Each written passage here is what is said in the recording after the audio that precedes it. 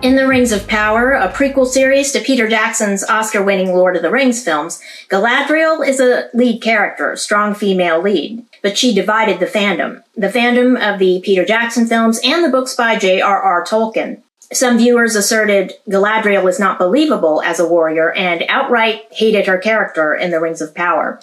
Here, Galadriel is younger and more headstrong than the Lady of Lothlorien played by Cate Blanchett in the Peter Jackson films. But kick-ass female heroines can be done successfully on screen. Uma Thurman's character in Kill Bill, Rebecca Ferguson as Lady Jessica in the Dune films, and for a TV show example, Raised by Wolves, in which a wonderful actress, Amanda Collin, and a cinematic genius, Ridley Scott, managed this impossible feat. Amanda Collin is now appearing in House of the Dragon, and incidentally, the actor who played her husband on Raised by Wolves is also in House of the Dragon, Abu Bakr Salim, wonderful actor.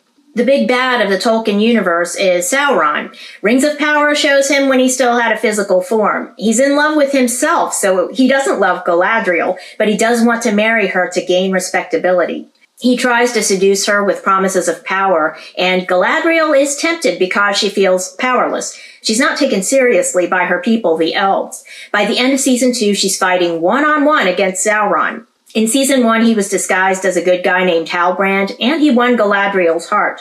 But the big reveal of Season 1 is that Halbrand is Sauron. When he's revealed as Sauron, he's presented as overwhelmingly powerful and violent toward Galadriel. Their scenes together resemble domestic violence. It's one of the weighty themes introduced in Season 2, but the domestic violence theme comes out of nowhere and didn't seem planned. Sauron hates people, so of course he hates women, but to place Galadriel in his sights for her to be abused by him, the show probably should not have gone there with so much realism. I'll explain why a bit later.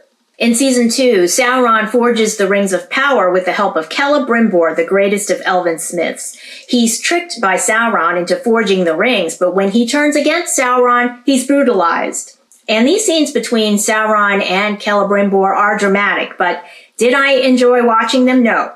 Sauron is evil, but there's too much realism in how they depict his evil. It's a problem with tone in Season 2. In the Peter Jackson films, Sauron had lost his physical form, so there was no tone problem because he wasn't a big, strong guy wanting to marry Galadriel, then becoming violent when she said no. All of a sudden, this show is now about domestic violence. Further example, the Harfoots are ancestors of the Hobbits. They have a woman leader, and in Season 2, she gets slapped across the face and falls to the ground. Yet another scene of violence toward a woman. So Season 2 has a message about women in power, but the show has to consider that certain weighty themes, presented realistically, will take over the narrative. This series is set in the Tolkien universe, and the show is a fantasy genre show about forging the Rings of Power. Issues of domestic violence and violence toward women don't seem related to that subject matter, except on this show. It's too realistic. I mentioned that weighty themes like domestic violence will take over a narrative. And at that point, you have to see it through. You can't just drop the weighty theme or treat it as a mere subplot.